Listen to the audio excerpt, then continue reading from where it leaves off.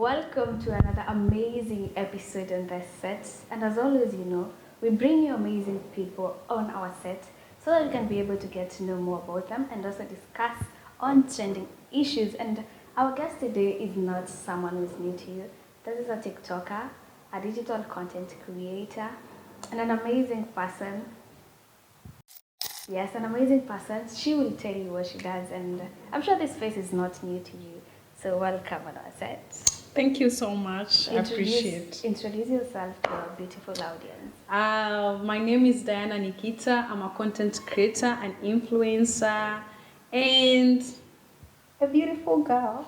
I'm just a girl. I'm just a girl. Okay, so Nikita, TikToker, digital content creator, and an amazing person. Yeah. You look good by the way. Asante. So let's. Ni God. Doko. So Nikita. Yeah. So probably most of the people know you as a content creator, as a TikToker. So who is Nikita? In what perspective would you want to know Nikita? We want to know the Diana behind the scenes. If you're not on the camera, what are you doing behind the scenes? So most of the times, if I'm not on the camera, what I do behind the scenes is that I visit my family. I have a family, darling. I visit my family. I spend as much time as I can with my family because I have only that family. And that's all that I care about mostly. And for me to work like this, working my ass off, is because of my family, So behind this amazing smile, there is also pain. That's one I would say. But it's a long story. Cut it short. I'm in one perspective or another, as Nikita, I would say that I'm a strong person, and I've been brought up by an amazing guardian, I would say, a very strong lady. And I'm so proud to this place, I'm so proud to this path that I've gotten into this life. Is because I have put effort and because I have been working hard and praying. So behind that face you see on social media, remember that it's not only about laughter. There is also ups and downs that I go through in life. And yeah, definitely. So you say that you've got an amazing family that's you really doing your best. Yeah. So people are wondering, where did Nikita grow up? I've grown up in an orphanage. I'm not ashamed to say this. I've grown up in an orphanage for almost 17 years. I've been in the orphanage because I went to the orphanage when I was very little, and I grew up 20 years. That's when I got out of the orphanage, when I was in my 20s. In my first, I was 20 years when I went to the university. So yeah, that's when I got out of the orphanage. So I've grown up in the orphanage. Yeah. So most of the people, we are used to the setup where a child grows up with the two parents, the father and the mother. So how is life in there? For me, I would say that don't die on your kids, honestly. Don't let your kids down. There's a lot that goes on. Can you imagine the setup where you're being brought up by someone who is not your mother, someone who has kids back home, someone who is there just to work, and you're not her kid, or you're not even related in one way or another? Just imagine that situation, that scenario. It's just like, I'm here to work. And your work, and for me, I'm a child there. So the only thing that the lady is focusing on is here to work, cook, clean, and go. And there is a lot that happens in the orphanage that I would never say. That I'm just saying that don't die on your kids, honestly. Don't let your kids down. And if you're not ready to bring a kid in this world, don't do it. Don't do it. Just don't do it. It is difficult to grow up in an orphanage. I can say it. It was so difficult. It was so hard. It was, but I really thank God because I believe everything happens for a reason. Going to that orphanage taught me a lot, and that's why I'm standing up to this moment. Either way, I would have broken down a long time ago. it was a difficult situation in the orphanage. There are good times and there are bad times in the orphanage. Sometimes you might cross paths with the wrong person. Maybe there are, like, it's just like normal life situation whereby you can cross paths with someone who doesn't like you, and they will always be on top, like they will always be after you, you know? So for me, I can say that my difficult situations in the orphanage were only particularly during some periods where it was more type of like, I don't even want to say much that, but I'm just going to say that orphanage life is tough, really, it's tough. It's not easy. But also, the orphanage that I was in, it was one of the best orphanages. I would ever say this. It was one of the best orphanages. They made sure that you have education, you have filter, you have food. I never lacked anything. Even in school, I had over shopping. Like the shopping was extra. So for me, I would say even going to school, we were being taken by a car, picked, dropped. Everything was there, uniform, everything, anything you need. But the workers inside, they're those who are like bitter with their life, and they try to take it on the kids, which is not good. So this is what I would say that. So yes, sometimes it's good, sometimes it's bad. It's life, and we move on. I've never ever even put it in my head that, oh, I'm going to, no, I don't even take it. I just move with the life smoothly, yeah. So what are the greatest life lessons that you picked up from there? The greatest life lessons that I've picked from the orphanage is that take care of yourself. There is no one who cares that you did not eat today, you did not do any, or you're doing drugs, or you're doing it. If you do, it is on your health.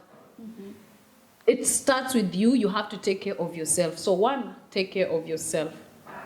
And another thing, there is downfalls and ups and downs, right? So life is like a circle. It's like today you're happy, tomorrow you're sad, and it's life. You need to understand that. And another thing I have learned about forgiveness. It doesn't matter what happened in the past or why you are in that orphanage. It could be maybe you are abandoned, or your mom or said, no, I don't want you, or you don't have parents and you're going through something there. Just have patience and forgive. First forgive before you come out of that orphanage, because if you don't forgive, you will suffer. You will have that in your heart that this happened. Why didn't they take care of me? Why didn't they bring me here? And when you go outside, you will always be blaming others. You will always be pointing fingers on others that they did not like, just the way my parents gave up on me. That's why people are giving up on me. You will always have the negative mindset, which is not good. So forgive, have patience, and take care of yourself. Take care of yourself. It's important. Just take care of yourself. So before we wrap up on this, so what are the greatest memories that you have of the place where you grew up? Wow, I'm just like, I want to just thanks to the lady that took care of me. I grew up, I grew up in the orphanage, in Mama Elena orphanage in Diani. And I want to just, may she rest in peace. She passed. May she rest in peace. I think she's an angel. Like, she was just a super angel. For goodness, like, she was so nice to us. She was so loving. She took us like her kids. She did everything on her power to make sure that we're like happy. We have everything. And when I went there, some memories that I will ever remember is during Christmas, we would come together like a family. Like, it was so nice. Like, I never experienced that when I was growing up, like when I was little, like just coming together like a family, all of us in the orphanage with the workers and everything. And then she would take us even on holidays when she comes during Christmas. We would go to a hotel, and I just miss her voice saying "Chakula time." I just miss her so much that I'm just like, I wish she was here this Christmas. We would just be. And another memory, I have so many memories. Another memory is she would bring us so many gifts. So many gifts. And another one is like you would be told, Mama is coming on Christmas this day, and you're supposed to write down what gift you want from Santa. So for us, we took her like our Santa, like what you want, she'll bring it. So you had to write. Like I remember sometime I wrote, you know those phones that they sing, jingle bells, jingle bells. They just keep singing like it's like a success card. When you press it, it's saying. I wrote that one. I said I want that phone, and she brought it. I was so happy. I even wrote like I wanted a camera. She brought it. Like it was so. I have so good memories with Mama. It was so nice. We miss you, Mama, and we love you so much. Like I can't even. I'm so emotional. I don't want to talk that much, but I had really good memories, and I would say that she was so loving. She was a mother, and more than a mother. Yeah. So at 20 years, you left the place. Yeah. So how was life outside as compared to being on the other side? Yo! Hey! I was not prepared. Honestly speaking, I was never prepared about.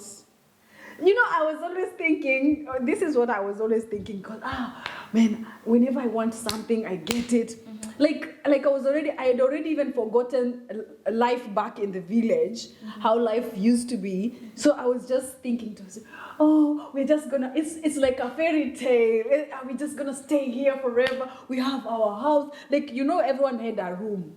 Like everyone had a place to stay. So I always thought to myself, man, we're gonna stay here forever. It's like a fairy tale. We're just gonna grow together. It's gonna be like a big family. And then when I got to my 18 years, I was called in the office and I was told, like you're getting older and you have to create room for others.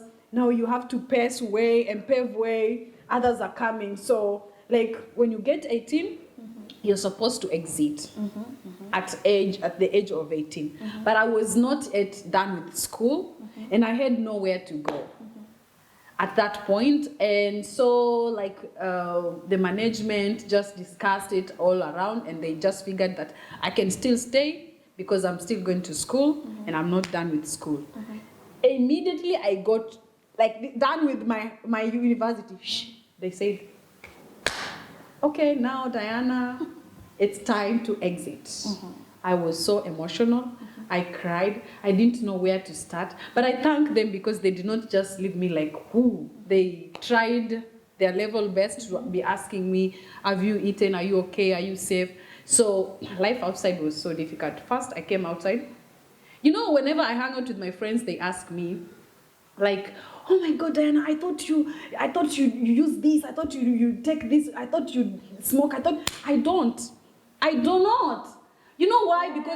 Because no, honestly speaking, when I was growing up in the orphanage, there are so many rules. You cannot do, like we were only evolving around each other. There is no outsiders. Can you imagine now you're told now you're going outside the world? No, now we do not take care of you. There is no rules. Diana, play by your ruls. Fanya unachotaka. Fanya unachotaka. So just imagine this point. I went out and I was thinking I could see what people are doing, but to my mind I was thinking, hey, they told us that is not good. They told us that is not right. They told us, like everything that I was told in the orphanage, I could see people doing and I was just shocked. I was just like, should I do it? Should I not? Should I? Like I had a lot of questions in my head. But honestly speaking, it was so difficult. I remember my first bed sitter. I will never forget. Yo.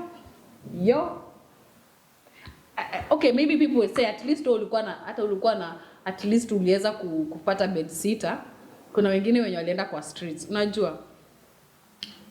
But honestly speaking, hey, you should be prepared. If you're in an orphanage and you know you will exit, just prepare your mind, mental. Because I remember I got a depression for almost 3 months or 4 months. Those 4 months were months of depression, of tears, of praying. I was just like, where am I going to start? But who is God? Then I got an internship in KBC, Nairobi. Yo! Immediately I exited like this, I got an internship.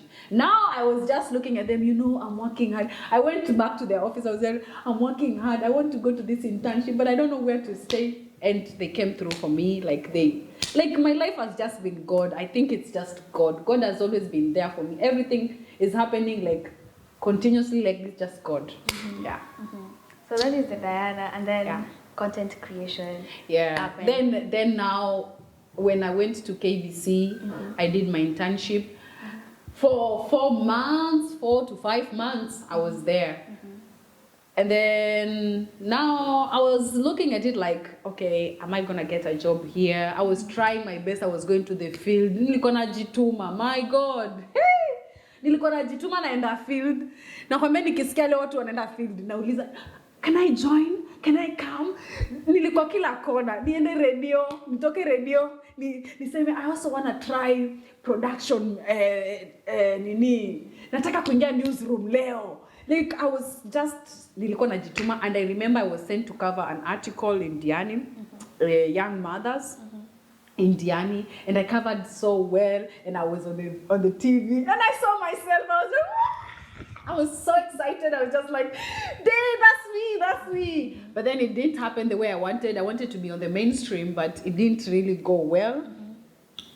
Because I was still in Nairobi, I had no job, I was doing internship, I need money to use as transportation, I need money to use like for food, and then there are things that you need also like as a lady, like there's a lot, and I never wanted to involve myself in the worldly stuff. I saw crazy stuff in Nairobi that I will never, ever in my entire life, I've never thought that existed. Things that I saw people doing, I was just like shocked, and I said to myself, Diana, this is not you. If you cannot make it here, just pack your bags, go back. So I packed, like after my internship, I got to come back to Mombasa. And now when I came to Mombasa, then COVID happened. So when COVID happened, we were locked in the house, like no going anywhere. And then I was just scrolling. I don't know,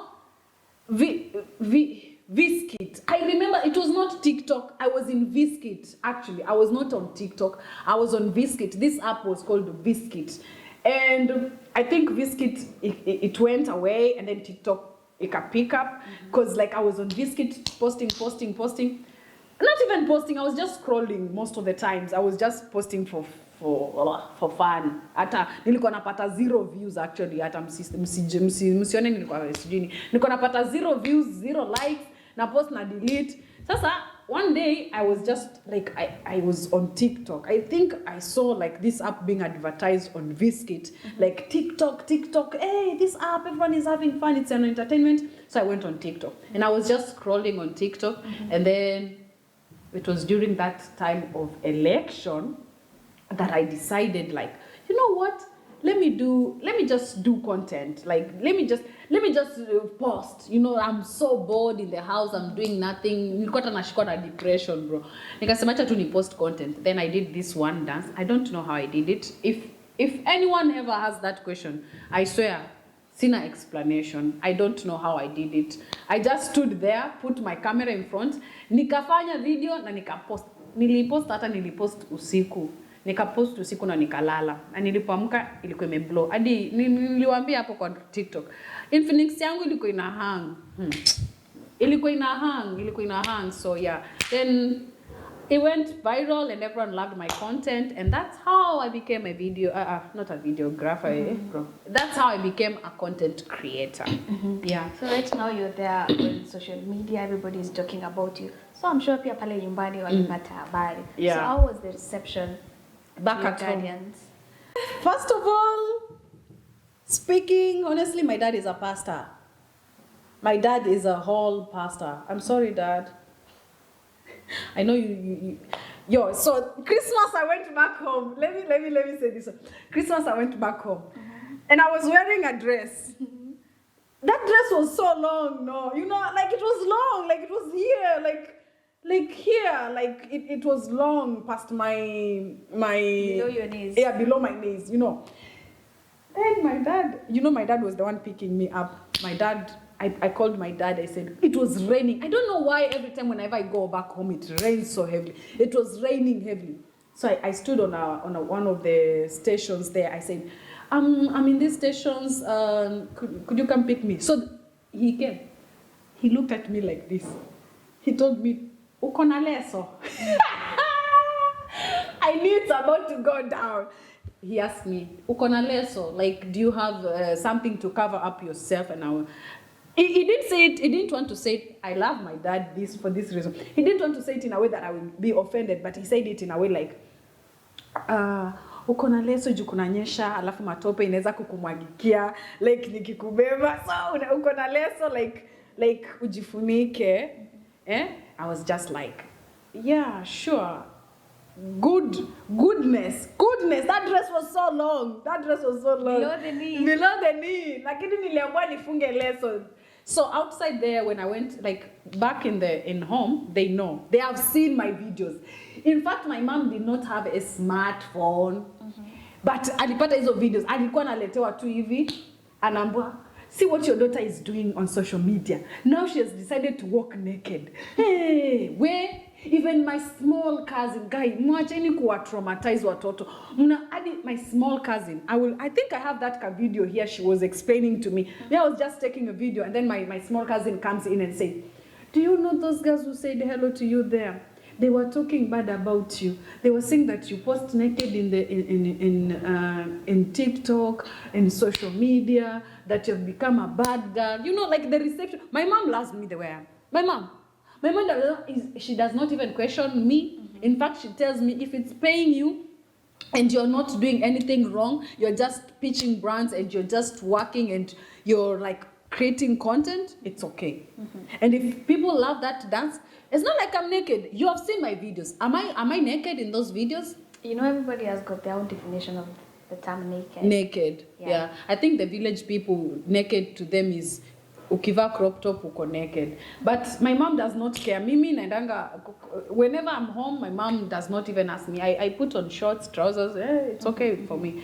But the people now outside, they're the ones who talk bad about, like people say, Mama fulani, Mama Diana, mwona msichana wako venye anapost uko social media, mwambie hata ajifunike, mwambie hata sijui nini. It doesn't concern them. My mom is okay with it.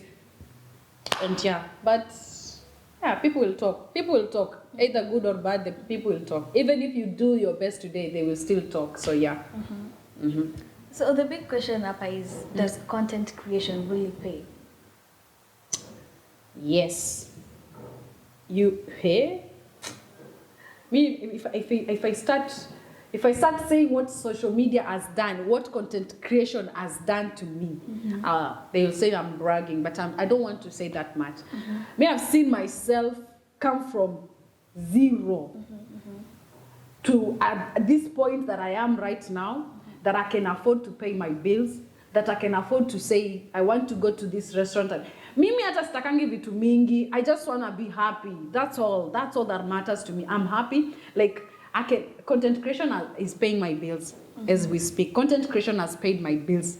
Since I started content creation up to now, I'm juggling in between the content creation topics and everything. It has paid my bills. It has taken me to places.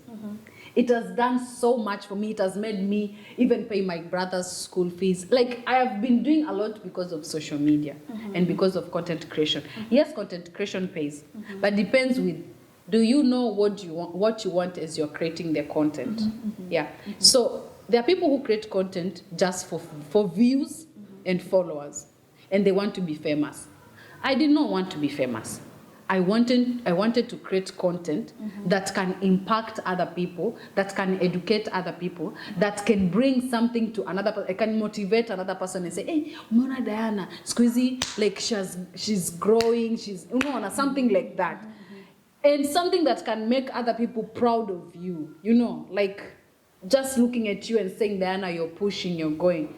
If you've seen, like I've explained to you my life history, do you think I would be here if I didn't put enough energy and I don't have a permanent job? Would I? This is a clear thing to say that content creation pays. It does pay. It pays. So you say that you want to create content that educates, instills values, and entertains. And probably kuna mtu wako pale anashanga, kutingiza kiuno TikTok inaelimisha watu vipi. So how are you educating people through your content? So, first of all, it's not only that I do kutingisha kiuno in that platform of mine. I am doing so much lifestyle content, fashion. It is all around. I do storytelling. I do a lot in my content creation. It's not only kutingisha kiuno. And that one that you call kutingisha kiuno, kuna mwenye anataka kujua hiyo trick na venye inafanywa. Everyone, whenever I meet with people, they ask me, by the way, ile kiuno yako unatingishanga aje? Ebu tufanyie, ebu tuonyeshe. It means people they want to see. Is it real or is it magic? Navunja ndoa. Like the people want to know. That means they're curious. They want to know. They want to learn. And even when I post, people duet those videos. People even try to do it. That means they want to learn it. Just leave alone the kiuno part. The kiuno part was the foundation of me being known. As I am growing, I am learning to know that it doesn't have only to be the kiuno part that I'm doing, like the West thing. I can do much content. Everything I do in my daily life is content. And this is part of growth. So I'm proud of myself. I'm growing. So yeah, I'm educating people. I do educate people. Educator. So another thing that we want to find out is, each and every day, different trends on social media, different people are coming up on social media, and each and every day everybody is, so many creatives in the industry. So to say one day you wake up and the question is, what is your backup plan in case influencing stops paying your bills? I have my certificates. I'll start going to the offices. I'm a graduate, so I'll start. Actually, I think with what I did, I can work in so many companies, front services, whatever, sell. Naweza fanya vitu mob, by the way. Hata hii kwa kwanza nishaiuza ma TV na ma scrap. Kwa hivyo naweza fanya kazi nyingine. I have a backup plan anyways. If this doesn't work out, I'll find a rich man and marry me and I'll be a housewife. No, jokes aside, I want to start a cloth line. Not cloth line ya kununua manguo sijui unakuja kuuza sijui. No, I want to bring in my own branding cloth line.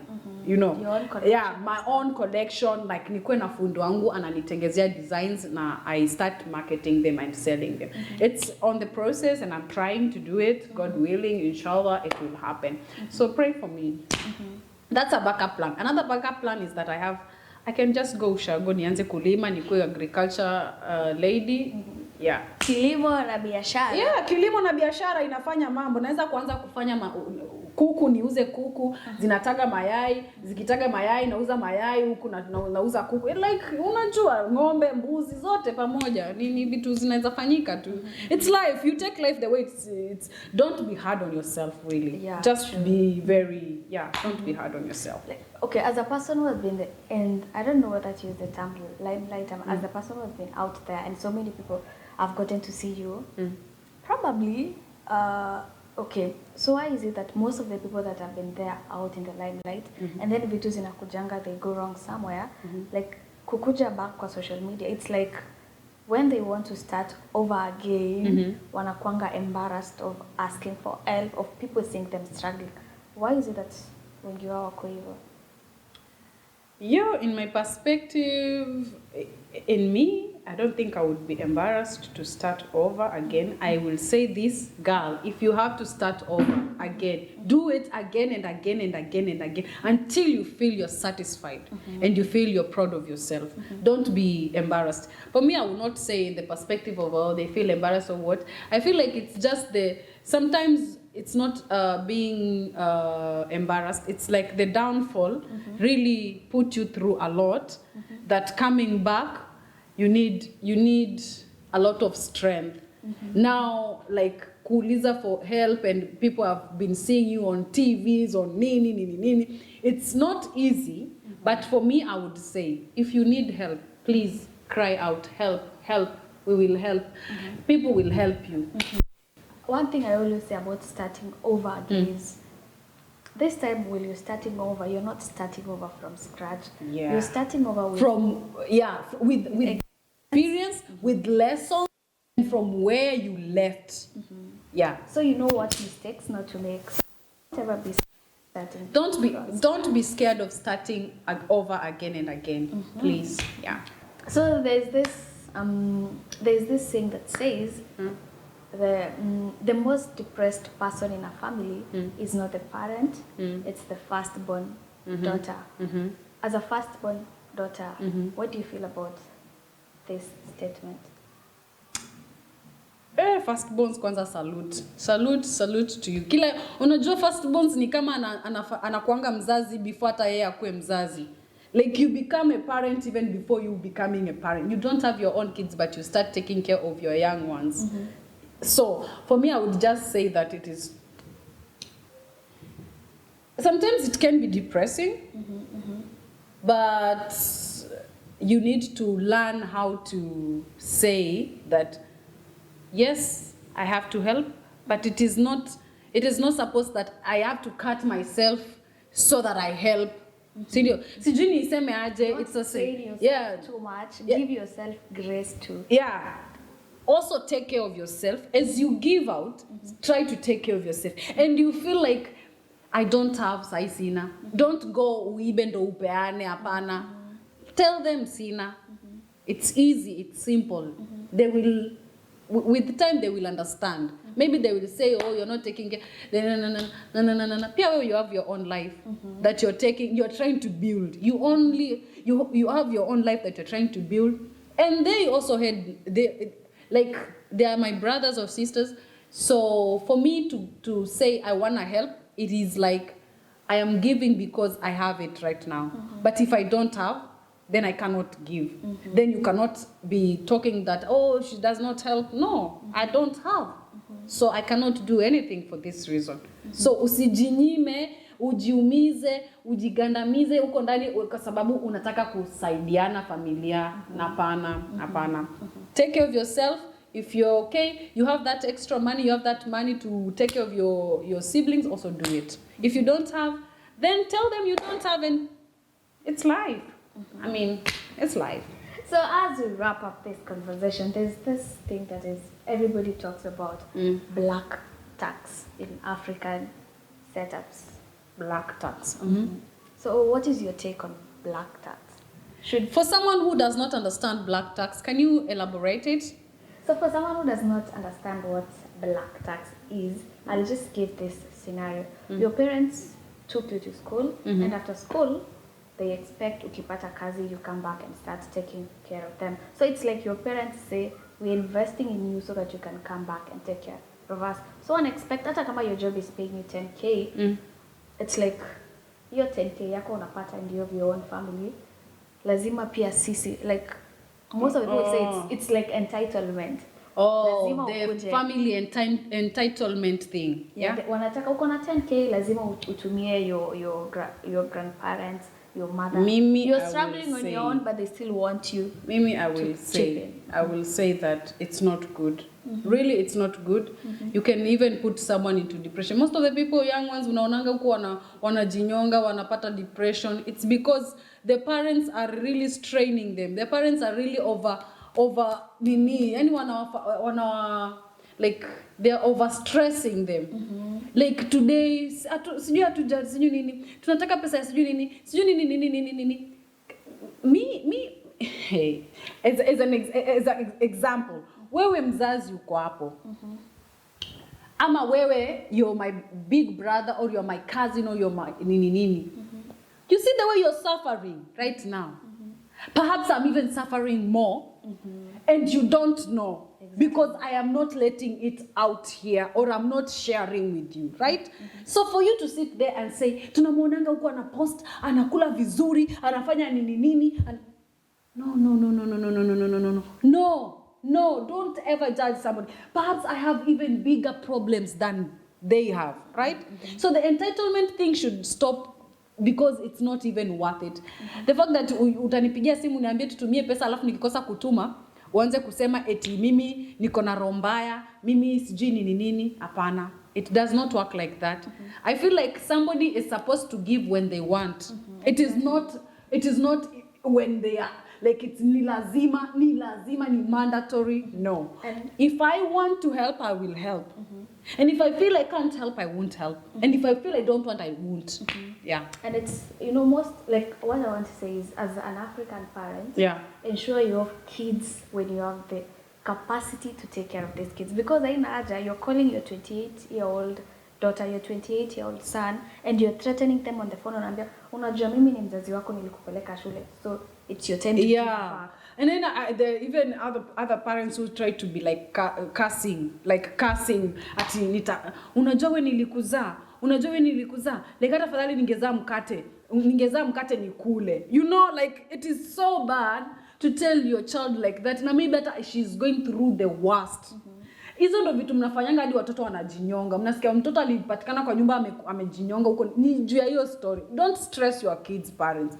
Yes, we understand ulinisomesha, ulinifanyia kila kitu. Na si ulifanya juu mimi ni mtoto wako. Exactly. And if I want to help you, you're my mom, I will help you. When I have it, I will do it. I will do it. As a logical person, niko na akili zangu najua that's my mom. Alinifanyia hivi, alinizaa, alinibeba kwa miezi 9. Akasumbuka na mimi akikimbia kuchota maji. Like, I am mature. I know you need my help. Where I see that I can help, I will help. But if you start being entitled, hadi ma-auntie wengine hata hawakuwahi kukusaidia wakati ulikuwa unateseka. Sasa hiyo ndo wanaanza kukupigia simu eti hello. Nilikuwa nakubeba kwa mdogo. Unajua mimi. In fact, me, I like to help from my heart. Ukianza kuniomba, mimi sikusaidiangi na nyamazanga tu. So before we wrap up, what are your final words to wrap up? Final words to... Like, what do you have for people out there? As a content creator or as a Diana, I will tell you the world is tough. But because it's tough, you don't have to be... Acha tuniachie hapo kidogo. I'll say that the world is tough. You also need to be tough. To cope up with the world. So, for you to survive, you need to know there will be lessons, there will be downfalls, there will be days you have money, and there are days you will be broke you will be broke, there is nothing. Yeah. So you need to learn that. Life is a lesson. It's panda shuka, milima mabonde. It's like this, like that, like this, like that. Na ile siku hauna, usiseme eti, mimi nasikia maisha yangu imenifikisha kileleni, nataka kujitu hapana darling. Ile time ulikuwa nayo mbona ulikuwa huko kule unasherehekea ukisema cheers. Hapo sasa hiyo life ikikufikisha hiyo hauna. That is the time you're supposed to now think about like getting tough and picking up yourself again. Pick up yourself every time you fall. Pick up yourself. Yeah. So as we wrap up, my final words as we wrap up is, as a young person who is trying to build themselves, as a firstborn child out there, as you're trying to build up on yourself, learn to extend some grace to yourself. You're also growing. So as you take care of your siblings, do not forget to take care of yourself and to put your needs. Okay, put your needs first, and your mental health should be.